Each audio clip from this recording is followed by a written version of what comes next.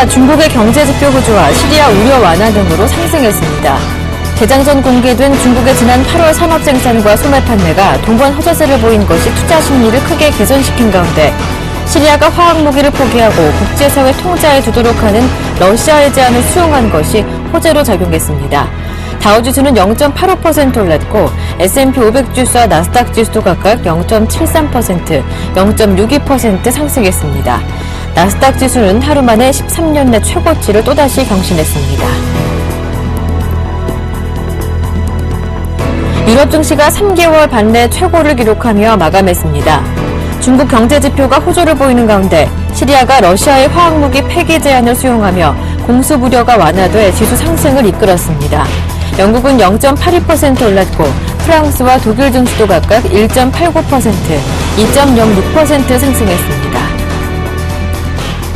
중국 경제지표가 전 영역에서 호조를 보이며 중국 경제 낙관론이 확산되고 있습니다. 10일 발표된 중국의 8월 산업생산은 지난해 같은 달 대비 10.4% 늘어나며 17개월 내 가장 큰 증가세를 기록한 동시에 전월치인 9.7%와 전망치였던 9.9%를 모두 웃돌았습니다. 함께 발표된 8월 소매 판매도 지난해 같은 달에 비해 13.4% 증가하며 중국 경제에 대한 우려를 완화시켰습니다. 경제지표가 잇따라 개선되며 주요 투자은행들도 중국 경제 성장률 전망을 상향 조정하고 있습니다. 시리아 정부가 화학무기를 국제사회 통제 아래 폐기하자는 러시아의 제안을 수용했습니다. 10일 주요 외신에 따르면 왈리드 알무알렘 시리아 외무장관은 전날 러시아 모스크바에서 라브노프 외무장관과 회담에서 러시아의 제안을 합의했다고 밝혔습니다. 이에 따라 프랑스는 시리아의 화학무기를 몰수하도록 하는 유엔 결의안을 마련해 곧 안전보장이사부에 상정하기로 했고 미국도 이 같은 논의를 수용했습니다. 또 유보적 입장이던 공화당 지도부가 군사개입에 반대 의사를 표시하는 등 시리아 해법은 외교적 대응으로 급선회하고 있습니다. 애플은 10일 캘리포니아주 쿠퍼티노에 위치한 본사 대강당에서 개최한 이벤트에서 아이폰 5C와 아이폰 5S를 동시에 공개했습니다. 아이폰 5S는 홈버튼에 지문인식 기능을 도입해 홈버튼을 누르면 자동으로 지문을 인식해 폰에 접근할 수 있습니다. 아이폰 5S는 A7 칩을 사용해 아이폰 5보다 5배 빨라졌습니다. 또한 애플이 이머징 마켓 등을 겨냥해 전략적으로 공개한 저가형 스마트폰인 아이폰 5C는 최저 $99라는 점이 가장 큰 눈길을 끌었습니다. 아이폰 5S와 이날 같이 공개된 아이폰 5C는 오는 13일 사전 예약 판매 가능하고 매장에서는 오는 20일 판매됩니다. 애플은 또 iOS 7을 이달 18일부터 선보일 예정입니다. 신제품 발표에도 불구하고 이날 애플의 주가는 2.28% 하락했습니다. 이탈리아의 지난 2분기 중 GDP 성장이 마이너스 0.3%를 기록해 시장 예상보다 부진한 모습을 보였습니다. 이탈리아 국토당국은 10일 지난 2분기 중 GDP 성장이 전기 대비 0.3% 후퇴했다고 밝혔습니다. 이는 0.6% 역성장을 보인 지난 1분기보다는 나아진 것이지만 0.2% 후퇴할 것이라던 시장 전망치를 밑둔 것입니다. 또 연율 환산으로도 경제는 2.1% 마이너스 성장을 기록해 2.0% 둔화될 것이라던 전망치에 못 미쳤습니다. 이에 따라 이탈리아 경제는 무려 8분기 연속으로 마이너스 성장세를 보이며 제2차 세계대전 이후 가장 긴 경기 침체 국면에서 벗어나지 못하고 있습니다.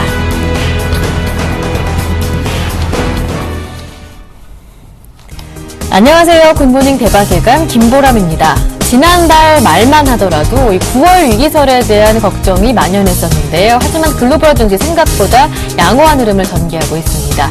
뉴욕 증시가 이틀째 상승 흐름을 이어갔습니다.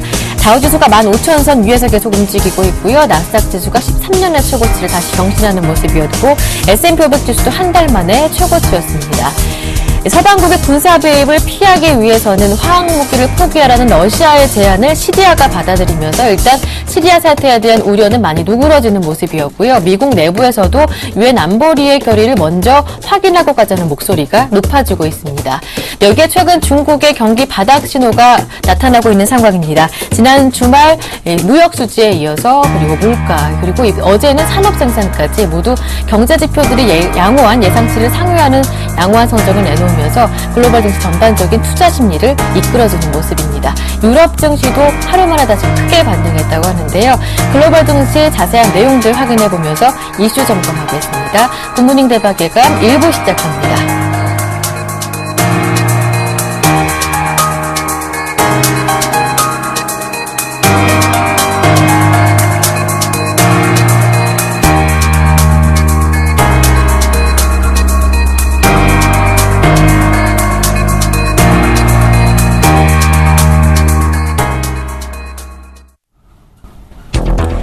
애플이 저가형인 아이폰 5C와 고가형 전략편인 아이폰 5S를 동시에 공개하는 승부수를 띄웠지만 주가는 오히려 2%대로 하락했습니다. 자세한 내용은 레이크쇼어 인베스터스의 이현민 이사님 모시고 함께 나누겠습니다. 안녕하세요. 안녕하십니까. 자, 애플 이야기 나누기 전에 먼저 간밤 마감됐던 글로벌 증시 마감 소식부터 정리를 해보겠습니다. 뉴욕 증시와 유럽 증시가 모두 올랐습니다. 뉴욕 증시 이틀 연속 상승세를 이어가고 있고 유럽 증시는 하루 만에 다시 상승으로 마무리가 됐네요. 그렇습니다. 시리아가 전향적으로 러시아 중재안을 받아들일 수 있다 이렇게 선언을 하면서 네. 시장이 빠르게 금융시장이 정상화되는 이런 수순으로 나오고 있습니다. 다우지수도 이틀째 상승세가 나왔고요. 다우지수가 오늘 0.85% 15,191포인트로 마감이 됐습니다. 나스닥도 0.62%가 올랐습니다. 3,729포인트로 마감이 됐고요. S&P 500 지수도 0.73%가 오른 1,683포인트로 마감이 됐습니다. 시장의 시리아가 어제는 이제 러시아와 외무장관 회담에서 즉답을 피했는데요. 국제사회의 화학무기 통제권을 맡길 수도 있다. 이렇게 전향적 자세로 나오면서 유가는 떨어지고 국채도 가격이 떨어지는 등 금융시장이 원래의 모습으로 조금씩 회귀가 되고 있는 상태입니다. 특히 이제 존 케리 국무장관이 어제였죠. 런던에서 기자회견을 가지면서 일주일 내에 시리아가 화학무기 포기 선언을 할 경우에는 미국이 공격을 보류할 수도 있다. 그렇지만 시리아가 이를 행할 것으로 보지는 않는다라고 회의적인 반응이 있었습니다만 시리아가 전향적으로 현재 국제사회 통제권을 맡길 수도 있다. 이런 얘기가 나오면서 시장이 좀 상승세로 빠르게 돌아섰습니다. 유럽 증시도 이런 시리아 문제가 리스크 부담이 크게 떨어지면서 상승세가 유지가 됐습니다. 영국의 FTSE 지수 0.82%가 올랐고요.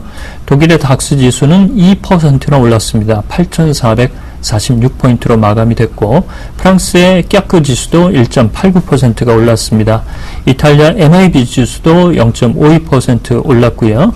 역시 이제 중동의 리스크 부담이 크게 줄어들면서 아랍에미레이트 두바이 지수는 하루 만에 지수가 8.5% 2009년 이후에 최고로 폭등세가 나왔습니다. 중동에서는 이것이 이제 미국의 공격이 아니라 평화적인 외교적인 중재로 풀릴 수 있을 것이다. 이런 가능성을 좀 많이 봤다라고 볼 수가 있겠고요. 유럽 증시는 이탈리아의 2분기 경제 성장률이 다소 시장 예상치보다 부진했고 프랑스의 산업 생산 7월 수치가 예상치보다 나쁜 수치로 나온 이런 어려움에도 불구하고 시리아 문제가 수면 밑으로 가라앉을 수 있다는 기대감이 지수를 끌어올린 배경이라고 볼 수가 있겠습니다. 네. 일단 시리아 사태에 대한 우려감이 누그러지면서 글로벌 증시 상승세를 보이고 있는데요. 간밤에는 애플이 신제품도 공개했습니다.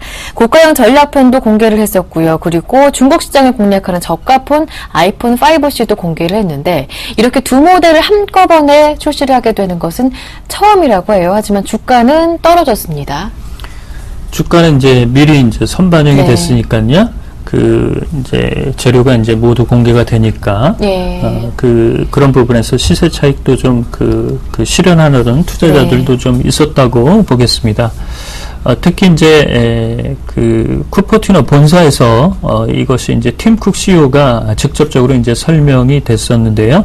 이번 주에는 IT 이슈로서는 가장 굵직한 이슈라고 보겠습니다. 5S와 5C 5C는 이제 그 로우엔드 이른바 저가형 제품이고요. 5S는 기존의 그 5의 후속 모델이라고 보시면 되겠습니다. 하이엔드 시장을 공략하는 부분은 그대로 가져가면서 시장이 요구하는 저가형 폰도 현재 내놓은 이런 흐름이고요. 저가형 폰의 가격이 굉장히 낮게 나왔습니다. 특히 이제 오늘 중국 시장에서도 이 설명회가 있을 텐데요. 중국 시장 공략을 아주 그 심혈을 기울였다라고 볼 수가 있을 텐데, 중국의 그 문화적인 식견이나 아이폰에 대한 거부감 이런 부분을 잘 마무리할 수 있을지가 상당히 관건이라고 볼 수가 있겠습니다. 저가폰은 16GB로 2년 약정을 할 경우 $100 미친 $99의 약정 가격을 공개를 했고요. 프리미엄 폰 5S는 64GB는 2년 약정에 $399, 32GB는 $299 이렇게 $100 그 기준으로 가격을 책정하는 이런 흐름을 나오고 있습니다. 13일부터 미국에서는 예약 판매가 되고 20일부터 이제 출시가 될 이런 흐름이고요. 중국과 일본도 20일 날 동시에 발매키로 현재 확정이 된 상태입니다. 한국에서 출시 일정도 이제 곧 들어올 것으로 보이고 있는데요. 배터리 성능을 개선을 했지만 화면 비율은 크게 변하지가 않았습니다. 기존의 아이폰 5의 내용을 그 화면 그대로 가져간다는 이런 정체성을 유지한다는 것이 특징이라고 볼 수가 있겠고, 특히 이전에 출시됐던 가격들을 신제품이 나오면서 가격을 내리지는 않겠다라고 팀쿡 CEO가 얘기를 했습니다. 이런 부분에서는 가격 하락에 따른 수익 하락을 좀 방지한다는 측면이 있지만, 이전 모델을 가지고 있는 아이폰 유저들에게는 빠르게 교체 수요를 자극할 수 있는 내용이라고 볼 수가 있겠는데요. 오늘 주가는 2.28%가 떨어졌습니다. 애플 주가는 $494, 64센트에 마감이 됐는데, 아직 그 시장 반응까지는 아주 정확하게 나오지는 않고 있습니다만, 이 저가폰이 어느 정도 선전할 수 있을지가 상당히 궁금하다고 볼 수가 있겠습니다. 네, 이어서 시리아 내용 한번 살펴보도록 하겠습니다. 시리아 사태 해결 문제가 일단 군사 개입이 아닌 외교 문제로 급선회할 가능성이 높아지고 있는 상황입니다. 앞서 말씀해 주셨던 것처럼 시리아가 화학무기를 포기하라는 러시아의 제안을 받아들였기 때문인데요. 이 내용 짚어보겠습니다. 그렇습니다. 하루 만에 전향적으로 이제 수용 의사를 보냈는데요. 미국은 아직까지는 좀 의심을 하고 있습니다. 이것이 이제 공격을 다소 늦추려는 지연책인지 그 진위 여부를 좀 파악을 하겠다라는 그런 내용인데요. 다만 11일 날 이제 우리 시간으로는 오늘 밤에 열릴 상원 군사 결의안 표결 내용은 다소 늦춰질 수 있는 가변성도 현재 있는 것으로 보입니다.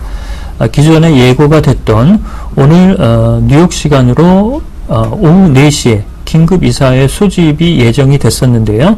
러시아가 이를 받아들이지 않겠다라고 하면서 일부 취소가 됐습니다. 현재 첨예하게 갈등 요소가 나오는 부분은, 러시아는 화학무기 국제 통제권을 시리아가 넘기고 이를 이제 국제사회가 통제한다는 이런 수순을 가져가고 있지만, 미국과 영국, 그 다음에 프랑스, 이 3개국은 만약에 이게 문제가 생길 경우에는 군사 개입을 단행하겠다라는 그런 그 긴급 이사회에 보고서를 올리는 이런 수순으로 나오고 있는데요.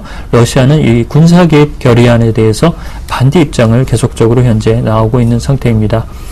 그렇지만 어떤 형태로도 좀 이 시리아 문제가 풀릴 수 있는 개연성이 높아졌다는 측면에서 보면 뉴욕 증시나 아시아 증시에도 상당한 플러스 요인이라고 볼 수가 있겠습니다.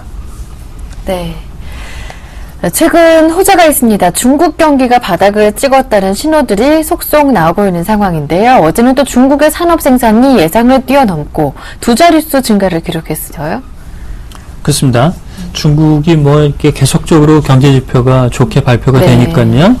뉴욕이나 뭐 유럽 증시에서도 중국을 바라보는 식견들이 매우 부드러워졌습니다. 중국의 8월 산업 생산이 두 자릿수로 올라섰는데요. 어제 이제 발표가 됐었죠. 10.4%. 전월 대비해서도 상당히 좋은 이런 흐름이 나오고 있습니다.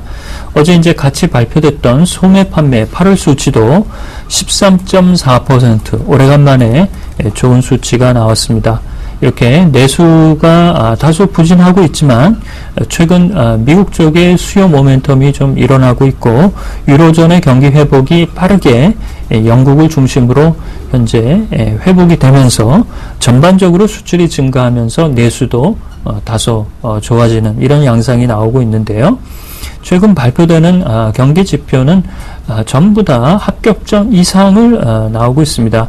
8월에 국가통계국이 발표했던 제조업 구매관리자 지수 PMI 수치도 51로 나왔고요.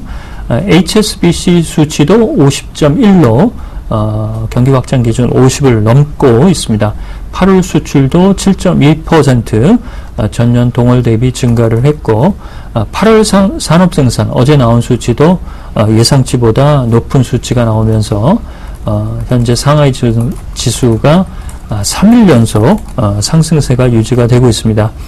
역시 이제 상하이 지수의 올해 성적표를 보면 지난해 말 2269포인트에서 어제는 이제 2237포인트로 아직까지는 마이너스 1.37%로 마이너스권에 머물고 있지만 이달을 지나가면서 플러스권으로 돌아설 수 있는 가능성도 좀 높다라고 볼 수가 있겠는데요.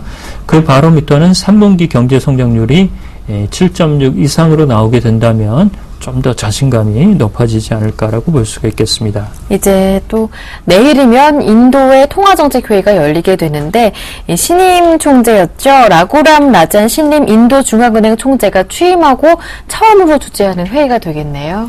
그렇습니다. 라구람 라잔 네. 발음이 좀 어렵긴 합니다만 그 뉴욕에서는 굉장히 명성이 있었던 학자 출신이고 구원투수로 들어와 있습니다.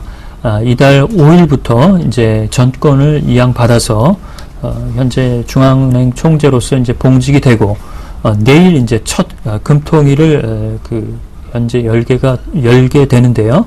현재 인도 중앙은행의 기준금리는 7%입니다. 네. 그렇지만 물가가 이보다는 조금 높게 나오기 때문에 금리 인상 가능성도 조금은 열려 있습니다만 지난 8월 29일 날 긴급 이사회를 소집을 해서 50bp 금리 인상을 했기 때문에 이번 달에는 조금 쉬어갈 가능성도 있다라고 볼 수가 있겠습니다. 이 라구람 라잔 전 시카고대 경영대학원 교수는 젊었을 때 아주 그 촉망받는 인재로서 이미 정평이 나 있고요. 그렇지만 이제 그 중앙은행 총재로서의 역량은 다소 미지수라고 하겠습니다만 조금 더 힘을 내주기를 좀 바란다라고 볼 수가 있겠고 현재 좋은 소식으로는 지난달 말에 일본 BOJ와 통화수합 연장 협정이 있었는데요.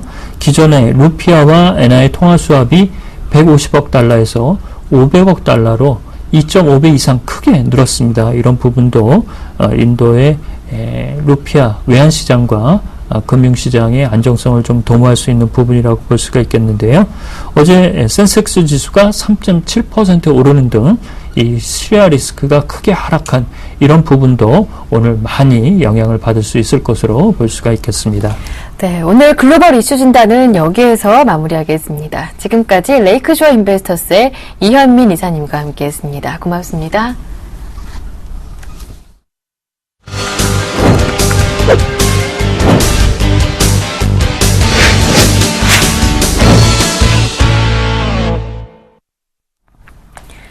김용준의 골드박스 시간 이어가겠습니다. 샘플러스 김용준 전문위원님 전화로 연결해 보겠습니다. 안녕하세요. 예, 안녕하세요. 네, 이제 코스피가 예상보다 강하네 하다가 이제 2,000포인트를 6포인트 정도 남겨놓은 상황까지 올라왔습니다. 특히 외국인들이 지난 13거래일 동안 5조 넘게 순매수를 했다고 하는데요. 앞으로 지수 얼마 정도 더 오를 수 있을 것인지 궁금해지기도 하고 대형주와 중소형주 간의 괴리는 더 커지고 있습니다. 어떻게 보시는지요? 예. 말씀하신 것처럼 참 지금 시장을 아마 정확하게 예측하는 사람들이 좀 많지 않을 것 같습니다. 당초에 이제 예상했던 거는 이제 그 지수의 박스권 정도로 지금 생각을 했었는데요. 지수가 굉장히 좀 강한 모습을 좀 보이고 있고요. 그리고 이제 상당히 어려웠던 자리였던 것 같은 2000포인트를 지금 훌쩍 넘었는데, 그러니까 거의 근접했는데, 지금 아마 체감으로는 거의 그렇지 못할 것 같습니다. 실질적으로 이제 주식시장에 참여했던 대부분의 계좌들은, 이만한 어떤 성과들을 좀 내기는 좀 어렵고, 결국 이 장세는 외국인과 기관 중심의 어떤 장세라고 일단 표현을 할 수가 있습니다. 자, 어제 전일 마감 시향부터 좀 봐야 될 것 같습니다. 어제 전일 마감 시향에서 외국인들이 그동안은 이제 1000억대, 2000억대 정도로 매수를 하다가 어느 순간인가 5000억대로 올라오다가 전일 같은 경우 이제 8000억을 넘어서는 엄청난 지금 매수세를 폭발을 시켰는데요. 근데 이제 전일 장 막판에 이제 8000억 정도 매수가 들어오는데 여기서 좀 특이 사항들이 좀 하나 나타났습니다. 무슨 얘기냐면 동시효과, 그러니까 동시효과에 지수가 13포인트가 올라왔고요.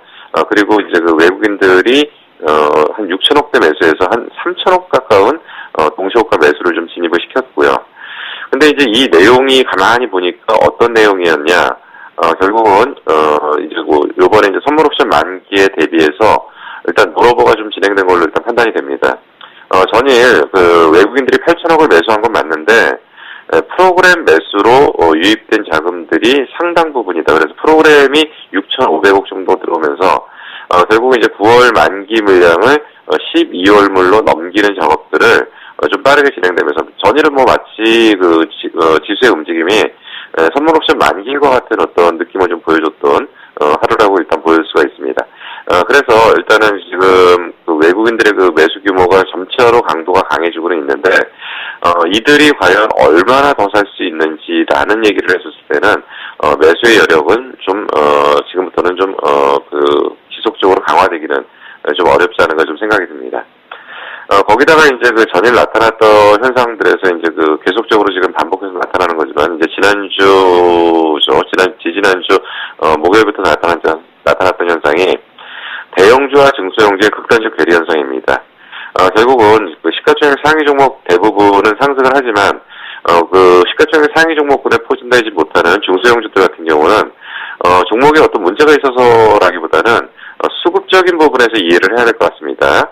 대형주 위주의 어떤 장세 전개가 지금 되다 보니까 수급적인 측면에서는 중소형주의 어떤 괜찮은 종목들도 지금 상승되면서 이탈을 하는 부분들이 상당히 좀 부담스러운 요소로 좀 작용을 하고 있기 때문에 아마도 이 부분에서 투자 심리가 급격하게 위축되는 부분이 아닌가 좀 생각이 듭니다. 거기다가 또 한 가지 특징이 뭐냐면 전일 잠깐 설명드렸지만 외국인들은 지금 어느 쪽에서 방향을 맞추고 있냐면 지수하고 초대형주, 그러니까 삼성전자, 현대차, 기아차라는 초대형주 위주의 관리와 지수 관리, 선물 관리를 하고 있다고 한다면 지금 기관들은 2000포인트 거의 진입한 상태에서 아마도 펀드 환배 압력이 좀 상당히 강하게 좀 작용할 것 같습니다. 그래서 상당 부분의 어떤 초대형주 쪽의 매도가 이제 펼쳐지고 있는 가운데서 기관들이 팔아놓은 자금의 일정 부분을 가지고서 소재하고 산업재 중심의 어떤 상승을 지금 주도하고 있다. 결국 조선, 철강, 화학, 건설이 최근에 초대형주에 비해서 강한 움직임을 보이는 것은 결국은 기관 중심의 수익률 게임이 지금 진행되고 있다라고 일단 볼 수가 있습니다. 그래서 기관들 중심의 어떤 이런 수급적인 부분들은 지속적으로 좀 나타날 가능성이 좀 있다라고 일단 볼 수가 있고요. 그러니까 지금 이제 완전히 이제 차별 분업화가 됐죠. 그러니까 지수 그리고 초대형주 이런 부분들은 이제 외국인들 그리고 이제 선물 옵션 만기를 전용한 외국인의 매매 방향. 그러니까 거기에서 소외됐던 기관은 팔아놓은 자금을 가지고서 그동안 바닥권에 있거나 그리고 업황이 턴할 가능성이 상당히 큰 쪽의 종목인 조선이라든지 철강, 화학, 건설까지를 폭넓게 매수를 하면서 그쪽의 상승폭을 확대시키는 움직임들을 좀 보여주고 있다고 볼 수가 있습니다. 그리고 이제 또 하나 특징적인 부분들이 중소형주의 어떤 포트폴리오 재편 작업이 진행되고 있는 걸로 일단 보여지는데요. 대표적으로 이제 코스닥 코스닥 지수를 가지고 좀 설명을 드리면 시가총액 상위의 징후에서 2위 정도로 했던 파라다이스 같은 것이 이제 최근에 하락을 하면서 전체적인 비중이 상위 2위에서 4위, 5위로 밀려나가는 모습을 보이고 있고요. 거기에 따라서 그 다른 쪽에서 이제 지수를 커버를 하는데 뭐 포스코 ICT, 서울반도체니 이런 것들이 시가총액 상위 종목으로 재편되면서 결국은 그동안 전체적으로 이제 그 시장을 주도했던 카지노 관련주, 게임주, 바이오주, 뭐 엔터주, 뭐 이런 쪽의 전반적인 어떤 포트 재편 작업들이 좀 진행되고 있고요. 그 공백을 메우는 쪽에서 최근 조선 기자재 쪽 얘기를 좀 계속적으로 좀 드리고 있는데요. 전일 같은 경우에도 뭐 태웅이라는 조선 기자재 업체가 주가가 큰 폭으로 상승하면서 전체적인 어떤 중소형주의 약세 국면에도 불구하고 종목들이 올라오는 종목들도 있다라는 부분들을 좀 설명을 드릴 수 있습니다. 그래서 이러한 전체적인 포트 지금 재편 작업은 현재 진행되고 있다라고 설명드릴 수가 있습니다. 자, 이와 같은 복잡한 상황에서 지금 그 개인들의 체감 지수가 지금 많이 떨어지고 있는데요. 여기서 그러면 과연 우리는 좀 어떻게 해야 되느냐, 이 부분을 좀 고민을 해야 될 것 같습니다. 그래서 대응 전략 쪽에서는 일단 지수를 예측하는 것은 의미가 없습니다. 뭐 2000포인트를 가든 2100포인트를 가든 그것은 지금 큰 의미를 부여하기 어렵습니다. 결국은 지금 현 장세에서 상승하는 부분은 눈에 보이는 대로 인정을 하는 게 맞을 것 같고요. 그리고 이거에 대한 수급의 주체의 키를 외국인이 쥐고 있기 때문에 전일도 말씀드렸지만 삼성전자, 현대차, 기아차가 무너지기 전까지는 현 장세는 크게 이탈할 것 같지는 않습니다. 그리고 이제 최근에 워낙 강하게 매수를 해놨기 때문에 급격한 하락이나 이러한 상황보다는 조정을 받더라도 완만한 조정을 좀 받을 가능성이 있다라고 보기 때문에 현 장세의 지수 상승은 인정하지만 다만 이제부터는 스윙 게임 측면에서는 대형주의 어떤 수익률을 이어가기는 만만치는 않을 것 같습니다. 그렇기 때문에 수익률 측면에서는 이제 대형주의 매력은 점점점 떨어져 가고 있다라고 일단 볼 수가 있습니다. 분명한 것은 현재의 장세에 대한 전략을 짤 때는 선물 옵션 이전이냐 이후냐, 추석 이전이냐 이후냐라는 얘기를 할 수가 있습니다. 아마도 선물 옵션 만기 이후에는 전반적인 포트에 대한 재정비가 좀 진행될 가능성이 상당히 크다. 대형주 역시도 그렇게 지금 진행되고 있기 때문에 대형주를 무조건 매도를 해야 된다는 관점은 아니지만 대형주의 종목적 차별화 대응 전략이 좀 필요하다라고 일단 볼 수가 있습니다. 그리고 지금 우리는 이러한 상황에서 대형주는 올라오는 대로 현금화 시키면서 전반적인 새로운 포트폴리오 짜기를 지금 준비를 해야 될 것 같습니다. 아마도 추석 이후부터 본격적으로 진행될 것 같은데요. 중소형주의 그 괴리 현상, 대형주하고 차별화 전략이 아마도 키 맞추기 전략이 진행될 가능성이 상당히 크다. 그래서 아마도 추석 이후부터는 중소형주의 탄력적인 움직임을 좀 기대하기 때문에 지금 우리는 우선적으로는 대형주 비중 축소 작업을 점진적으로 진행하면서 추석 이후를 대비하는 중소형주의 포트폴리오 전략으로 전체적인 새 판을 좀 갈아 끼우는 그런 전략이 좀 필요한 시점이 아닌가 판단이 됩니다. 네, 앞으로 추가적인 상승 흐름은 인정하되 2000이 됐든 2100이 됐든 대형주에서 수익률을 내기는 어려운 흐름이기 때문에 이제 추석 이후부터는 중소형주 쪽으로 포트폴리오 재구성해서 수익을 내보는 쪽에서 낫겠다라는 전략 말씀까지 들어봤습니다. 지금까지 김용준 전문위원님과 함께했습니다. 고맙습니다. 예, 감사합니다.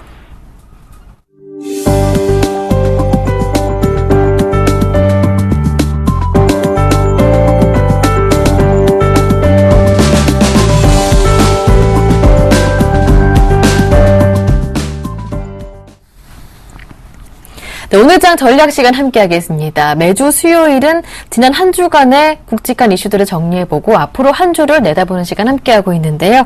오늘은 유진투자증권 압구정지점의 정승현 과장님 모셨습니다. 안녕하세요. 네, 안녕하세요. 네, 앞서도 계속 얘기를 했었는데 어느새 2000까지 다가와 있는 상황입니다. 지난 한 주간 국내 증시를 이끌었던 주요 체크포인트들 어떤 것들이 있는지 정리해보겠습니다. 네, 시장이 지난주에 가장 네. 핫한 이슈는 결국 외국인의 네. 매수에 의해서 1990선까지 올라왔다라고 볼 수 있겠고, 일단 외국인의 사실 거침없는 순매수세 과연 어디까지 이어질지 이 부분이 시장의 가장 큰 관심사가 아닐까라고 싶고요. 일단 외국인의 계속적인 매수세, 신흥국에서 자금이 빠져나오면서 우리 시장에 어느 정도 자금의 유입이 이루어지는 그런 국면이다라고 충분히 분석이 가능하겠고요. 그리고 사실 최근에 중국의 그 지표들, 어제도 그 각종 지표들이 산업 생산 관련해서 중국의 지표들이 발표가 됐습니다만 중국의 지표들 그리고 유럽 PMI 지수들 이런 이런 그 각종 굵직굵직한 경기 지표들이 개선세를 확실히 보여줌으로써 그와 관련된 경기 민감주 위주로 시장의 상승세를 계속적으로 이끌고 있다라는 점도 어떻게 보면 이제 시장에서 가장 긍정적인 부분이 아닐까라고 싶고요. 뭐 이런 그 시장의 경기 호전 소식에 힘입어서 경기 민감주에 대한 랠리는 당분간 그 수급적인 부분도 마찬가지고요. 그리고 경기 지표에 대한 그 호전세 이런 부분과 맞물려서 아마 수급적인 쏠림 현상은 당분간 지속될 가능성이 높지 않겠느냐 그렇게 보이고. 하지만 뭐 지난주 시장을 가장 또 우리 시장에 좀 답답한 그 좀 그림자를 드리웠던 뭐 그런 시장의 분위기는 결국 코스피 시장은 가는데 코스닥 시장이 못 간다는 점, 그 부분이 사실 가장 안타까웠던 점이 아닌가라고 싶고요. 사실 좀 가려고 코스닥 시장이 좀 가려고 하면 기간의 매물들이 계속 출회가 되면서 좀 수급적인 부분에 있어서 단기적인 압박 요인이 됐다라고 볼 수 있겠고, 결국 코스피 시장보다 상대적 박탈감이 코스닥 시장에 여전히 좀 그림자를 드리고 있는 분위기가 아닌가라고 보고 있습니다. 네. 지난 한 주간 외국인들이 꾸준하게 매수해주고 중국 경기 회복에 대한 기대감도 높아지는 상황에서 지수가 2,000까지 올라왔습니다. 당분간 경기 민감주의 추가적인 상승 흐름은 이어질 것이다 예상을 하셨는데요. 다만 코스닥이 함께 움직이지 못한 점은 아쉬운 점이었다 이렇게 정리를 해주셨습니다. 이제 다음 주는 추석 연휴가 대기를 하고 있고요. 앞으로 국내 시장을 이끌 만한 주요 이슈 어떤 것들이 있을지 체크포인트 정리해 보겠습니다. 네.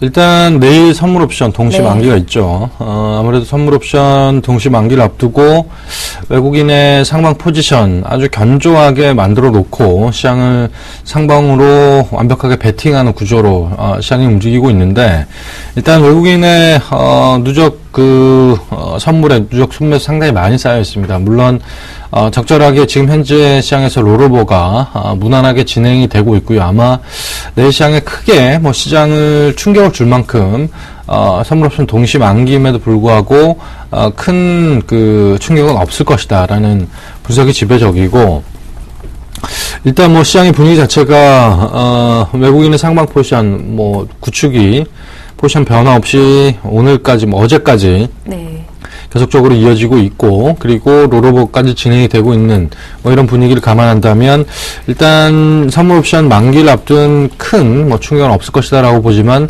하지만 오늘 내일 아마 외국인의 포지션 변화는 분명히 있을 것이다. 현재 상방으로 완벽하게 구축이 돼 있던 이 부분에 있어서 차익 실현 물량이 나올 수도 있고요. 그리고 어느 정도 그 포지션 플레이가 이제 변화가 되면 단기적인 시장의 일시적인 충격 뭐 이런 부분들은 충분히 있을 수 있다라고 보시는 게 맞을 것 같고요. 그리고 다음으로는 경기 민감주가 시장을 주도하면서 아마 2,000포인트를 안착을 할 것이다라는 기대감들이 있는데, 일단 뭐 2,000포인트가 별로 남진 않았습니다. 하지만 심리적으로 사실 2000이라는 그 지수 자체가 의미하는 바가 좀 크기 때문에 아무래도 2000을 두고 아마 어느 정도 좀 진통 과정 충분히 있을 수 있다라고 이제 보시면 될 것 같고, 사실 또 2000포인트 이후에 대형주가 또 랠리를 하기에는 좀 부담스러운 가격 레벨까지는 와 있는 상황이다라고 보신다면, 일단 2000에 대한 그 시장의 안착, 뭐 기대감은 높아져 있고, 그리고 차익 매물, 뭐 실현 욕구도 높아져 있는 상황에서 아마 2000포인트에 대한 그 진통 과정 충분히 있을 수 있다라고 볼 수 있겠고요. 일단 뭐 시장이 전반적으로 뭐 수급, 외국인의 수급에 의해서 시장이 상승하는 분위기이기 때문에 일단 심리적으로 2000을 얼마나 좀 무난하게 안착을 하느냐, 이 부분도 상당히 중요하다라고 볼 수 있겠고, 마지막으로 그 코스피 시장과 좀 상대적으로 박탈감을 느끼고 있는 그 코스닥 시장, 과연 현재까지 외국인의 매수세 이 부분들이 코스피 시장에서 얼마나 좀 적절하게 코스닥 시장으로 전이가 되는지, 이 부분이 상당히 주목할 필요가 있는 시점이 아닌가라고 싶고요. 단기적으로 사실 삼성과 애플의 신제품 효과 이런 부분들이 스마트폰 부품주에 어느 정도 매기가 쏠리느냐, 사실 어제 시장에도 일부 스마트폰 부품주들이 조금씩 움직이는 모습을 보여줬기 때문에 이와 관련해서 뭐 시가총액이 미국이 가장 큰 업종이기도 하고요. 그렇기 때문에 스마트폰 부품주가 움직여야 어느 정도 그 코스닥 시장의 분위기 자체가 살아날 수 있다라는 점을 감안한다면 그 스마트폰 부품주 움직임에 좀 주목을 해야 될 때가 아닌가라고 보고 있습니다. 네, 일단 내일 동시만기는 무난할 것이다 이렇게 예상을 하십니다. 다만 외국인의 포지션 변화가 예상되는데 이 과정에서 그리고 심리적인 지수대인 2000선 부근에서 단기적인 충격은 있을 것이다 예상을 하십니다. 그리고 코스닥 외국인들의 매수가 전이되는지 여부를 파악해야 하는데 스마트폰 부품주의 움직임 주목하시라고 말씀해 주셨습니다. 네, 지금까지 유진투자증권 압구정지점의 정승현 과장님과 함께했습니다. 고맙습니다. 네.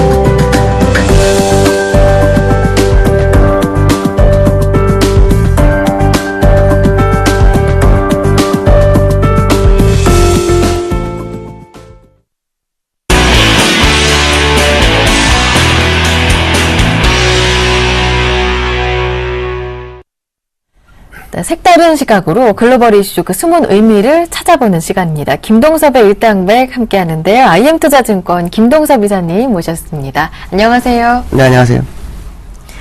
자, 많이 기다리셨죠? 첫 번째 라운드 바로 출발합니다. 라운드 1, 레디, 고! 미국 중앙은행의 양적 완화 축소 시기가 예상보다 늦춰질 수 있다고 레온 골드펠드 아문디 자산운용사 매니저가 이렇게 분석했습니다. 요새 최근 대부분의 시장 분위기가 이제 9월로 점쳐지는 분위기인데요. 다른 내용이 나왔습니다. 예상보다 늦춰질 수 있다인데요. 이 사람이 하는 얘기는 뭐냐면은 결국 그 양적 완화를 축소하느냐 안 하느냐에 대해서 FRB 쪽에서는 그 고용의 딜레마에 빠졌다라고 판단하는 것 같습니다. 무슨 말이냐면 네. 그 실업률은 낮아지는 상황이지만 고용의 퀄리티, 질적으로 굉장히 떨어지는 상황이 발생하고 있다. 그러니까 구직을 포기하는 자들이 많다는 얘기는 취업이 어렵다라는 그런 상황과 똑같은 상황이기 때문에 이것을 고지고대로 받고 수출을 보고 할 것이냐에 대한 부분인데 아문디라는 사람은 결국 고용이 개선이 더딘 상황으로 판단하고 있고 그것이 이제 양적 완화 축소를 약간 늦출 것이다라고 하는데 일단 시장 분위기는 양적 완화 축소를 거의 기정사실화하고 있습니다. 기정사실화하고 있고 저 같은 경우에도 양적 완화 축소하더라도 시장에는 큰 문제가 없을 것이다. 왜? 어차피 경기가 살아나는 데 포인트를 맞추고 축적하는 거기 때문에. 아직까지는 저도 양적 완화 축소가 9월엔 좀 쉽지 않을 것이다 라는 생각을 여전히 하고 있습니다. 왜냐하면 시리아 문제가 일단 외교적인 문제로 가는 그런 상황이긴 사실이지만 여전히 미국에서는 시리아 문제를 가지고 오바마 대통령이 걸고 넘어지는 상황이기 때문에 이것이 경제적으로 부담을 줄 수 있는 그런 상황이라 하면 FRB가 굳이 서둘러서 한두 달 늦춘다 할지라도 서둘러서 할 이유는 전혀 없지 않느냐라고 판단해야 될 것 같고 그렇다면 다음 주 FOMC 회의에서 양적 완화 축소가 쉽지만 않을 수 있다. 만약에 하더라도 그냥 하는 정도 수준 무슨 말이냐면 아주 금액을 적은 금액 정도를 축소하는 그런 과정일 수는 있지 않느냐라는 생각을 해봐야 될 것 같습니다. 네.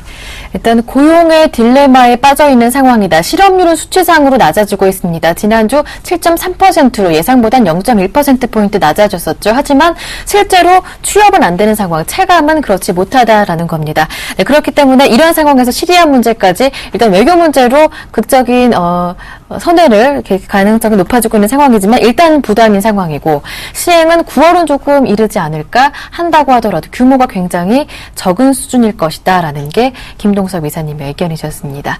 이어지는 두 번째 라운드 지금 바로 출발합니다. 라운드 2, 레디, 고! 인도 낙관론자였던 스티븐 로치 예일대 교수가 인도 위기가 전 세계 금융위기로 번질 수 있다고 경고했습니다. 네, 스티븐 로치 교수, 오랫동안 인도 경제에 대해서 낙관적인 전망을 내주셨던 분이었는데 일단 결국 부메랑이 돼서 인도의 경제 위기가 전 세계적인 금융위기로 올 수 있다 이렇게 경고했습니다. 제가 보는 견해로는 위기가 올 수도 있다고는 보지만 제가 볼 때는 위기가 쉽지 않을 것이다 라고 생각합니다. 스티븐 로치라는 사람은 인도 찬양가, 인도가 인구도 굉장히 많죠. 땅덩어리도 크고, 그러니까 옛날에 중국처럼 상당한 그 시장에 영향력을 줄 것이다 라고 생각했는데 인도가 그 경제가 성장하면서 계속 인프라 구축을 하지 않았고 또 저축도 별로 하지 않았고 그렇다 해서 개방을 또 많이 했느냐 또 그러지도 못한 상황. 그리고 오히려 그 양적 완화의 저리 자금을 더 많이 갖다가 경제개발에 쓰다 보니까 이게 부채가 늘어나는 상황이 발생해서 이것이 이제 시장에 문제가 될 것이 아니겠느냐라고 아마도 스티븐 로치는 생각을 하는 것 같습니다. 근데 제가 볼 때는 아시안 위기가 있었을 때의 교훈을 삼아서 각국은 그 외환보유고를 굉장히 늘려놨다라는 거죠. 또 금도 굉장히 많이 샀고요. 왜냐하면 아시아 위기 때 특히 우리나라 IMF 했을 때 금이 문제가 됐어요. 우리나라 국민이 금을 140톤을 몰아줘가지고 네. 금으로 인해서 일단 우리가 그 위기를 모면하는 시점이 됐었거든요. 그래서 이번에도 실제로 실물을 가장 많이 수요한 데가 아시아에서는 인도, 그 다음에 또 있다 그러면은 중국, 대만 쪽에서 굉장히 수요를 많았거든요. 그러니까 결론적으로 말하면 시장에서 대응할 수 있는 능력이 인도가 있는 상황이 아니냐라는 생각을 해봐야 될 것 같고요. 그 다음에 이제 중요한 것은 기술적 분석을 봐도 지금 인도가 이게 도대체 조정이 들어오겠냐라는 부분인데 이 월봉 차트를 봐도 이 차트를 보고 인도가 위기가 오겠다 생각하는 것 자체가 나는 이해가 안 된다. 지금 보시면 아시겠지만 2,500에서부터 21,000까지 갔다가 한 18,000, 19,000까지 가니까 이게 위기라고 생각하는데 다시 쳐올렸죠. 근데 이걸 주봉으로 보면은 이 지점에서 아주 지지력 테스트를 하고 주봉이 장대 양봉이 두 개가 터지는 그런 상황이 났고 어저께 3.3% 정도 상승을 했거든요. 근데 루피아가 시장 위기다라는데 루피아 역시도 회귀하는 모습.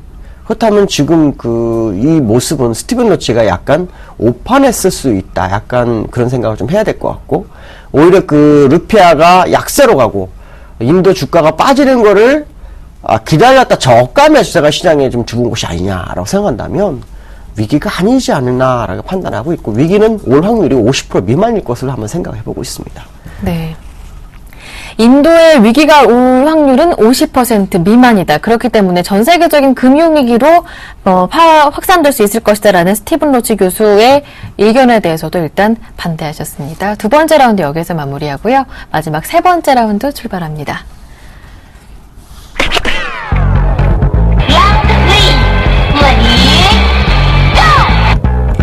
미국의 국채 매입 축소가 신흥국 위기의 주 요인으로 보이지만 진짜 범인은 유로존이라는 주장이 나왔습니다. 유럽 정책연구센터 데니얼 그로스 소장의 주장이었는데요. 결국 신흥국 위기의 주 요인은 유로존이다라는 주장인데 미국이 아니다라는 말이에요. 가능성 있는 얘기입니다. 예. 그 통계를 보면 그 유로존이 금융위기 오기 전에는 한 1,000억 불 정도 적자를 가졌다고 합니다. 근데 지금은 3,000억 불 흑자로 돌아섰거든요. 그럼 이제 우리가 여기서 볼 수 있는 것은 뭐냐면 정말 경기가 좋아서 흑자가 났을까라는 생각이 했는데 그것이 아니라는 거죠. 이 시장에는 수입과 수출이라는 게 있는데 수입을 줄이고 수출을 늘린 거죠. 과거에 우리나라가 IMF 때 외환보유가 부족할 때 했던 것이 뭐냐면 수출은 유지하되 수입을 줄이는 쪽으로 해서 외환보유를 늘려서 시장의 위기를 타개했거든요. 그걸 유로존이 긴축으로 그런 식으로 갔다라는 거죠. 근데 이제 문제는 뭐냐면 이 신흥국가들이 수출을 해야 되는데 유로존 같은 소비가 많은 나라들이 수입을 안 함으로 인해서 수출을 못했다라는 거죠. 그렇다면 당연히 수출을 못하게 되면은 기존에 수출을 많이 하던 나라 입장에서 수입은 유지가 됐을 확률이 높다라는 거죠. 거꾸로가 된 거죠. 네. 그러니까 유로존은 수출을 그대로 유지한 상태에서 수입을 줄였고, 그 다음에 이 신흥국가는 수입은 그대로인데 수출이 줄어든 상황이 됐기 때문에 경상적자가 커졌다라는 부분이죠. 그렇기 때문에 지금은 뭐냐면 유로존이 수입을 늘려가는 과정으로 가야 되지 않느냐 이렇게 판단이 지금 쓰고 있는 것 같습니다. 실제로 유로존과 중국의 모습을 지금 계속 보면 수출보다는 수입은 되게 줄어들고 수출은 늘어나는 그런 형상이었고 미국 같은 경우에는 오히려 그 수입과 수출이 그대로라는 거죠. 그러니까 결국 경상적자가 유지되고 있다. 그 얘기는 미국은 돈을 풀었지만은 유로존처럼 하지 않았기 때문에 미국으로 인한 지금의 그 신흥국의 위기는 아니다라고 판단하는 것 같고요. 제가 볼 때도 가능성이 상당히 높지 않느냐. 그렇지만 지금 제가 볼 때는 이제 이 위기가 결국 해결이 될 수 있다라고 봅니다. 왜냐하면 지금 유로존이나 중국이 경기가 살아나기 시작을 했죠. 어저께 그 중국 산업 생산이 10%가 넘었어요. 그러니까 이 모습은 뭐냐면 그만큼 경기가 살아나기 시작했다. 경기가 살아난다는 결국 소비가 늘 수밖에 없고 소비가 늘다는 것은 이제 수입을 늘릴 수밖에 없는 그런 과정으로 갈 수밖에 없다. 그렇다면 결국 신흥국들의 경상적자도 앞으로 한 2분기 정도가 지나가게 되면 어느 정도 되돌림 현상이 나타나지 않겠느냐라는 생각을 해야 될 것 같고요. 지금 제가 볼 때는 그 요즘 시장의 뉴스를 보면 이제 이 뉴스를 떠나서 요즘 시장 뉴스를 보면 시장이 아주 큰 상승의 움직임에 파동이 나타나기 시작했다는 거죠. 그러한 모습들이 나타나는 게 뭐냐면 미국도 반등이 들어오고 있지만 유로존이라든가 침체된 나라였던 나라들로 자금이 들어가서 그 주식들이 올라오기 시작하고 그곳이 전부 다 경상흑자라든가 시장이 살아나는 모습을 보여주고 있는 그런 상황이 나타나고 있다는 거죠. 거기다가 지금 미국이었던 아까 인도도 아까 보신 바이면 주가가 튀어오르는 모습. 네. 그렇다면 이번에 신흥국 위기라는 것은 어떻게 보면은 음모론으로 보면은 약간 조작된 것이 아니냐. 그러니까 누군가가 통화의 아주 절하된 가격에서 고점에서 들어오고 그다음에 주가의 저점에서 매수를 그런 움직임을 하기 위한 전략적인 부분이 아니었느냐. 그거는 물론 앞으로 1, 2개월 뒤에 확인이 되겠지만 어쨌든 지금 시장, 전 세계 시장은 요 며칠을 보시면 아시겠지만 급등으로 가서 제자리를 찾고 있다라는 부분을 생각한다면 지금 시장은 신흥국 위기로 보는 거 부분, 특히 그것을 유로존과 미국으로 나누는 것도 중요하지만 어쩌면 이것은 일시적인 현상이었을 수도 있다라는 생각을 해봐야 될 것 같습니다. 네. 유로존의 긴축에 신흥국의 수출이 줄었던 게 요새 신흥국 위기에 대한 우려감이 높아지고 있는 지금의 사태를 초래한 것일 수 있다라는 의견에는 일단 동의하셨지만 일단 이 또한도 일시적인 현상이다 말씀해 주시면서 신흥국 위기는 저가 매수를 위한 음모론일 수도 있을 것 같다라는 게 김동섭 이사님의 의견이었습니다. 일단 한 달, 2달 정도 뒤에 확인을 해봐야겠습니다. 세 번째 라운드까지 함께했습니다. 지금까지 IM투자증권의 김동섭 이사님과 함께했습니다. 고맙습니다. 네, 감사합니다. 굿모닝 대박예감 1부 순서 여기에서 마무리하고요. 저는 잠시 뒤 2부로 돌아오겠습니다. 고맙습니다.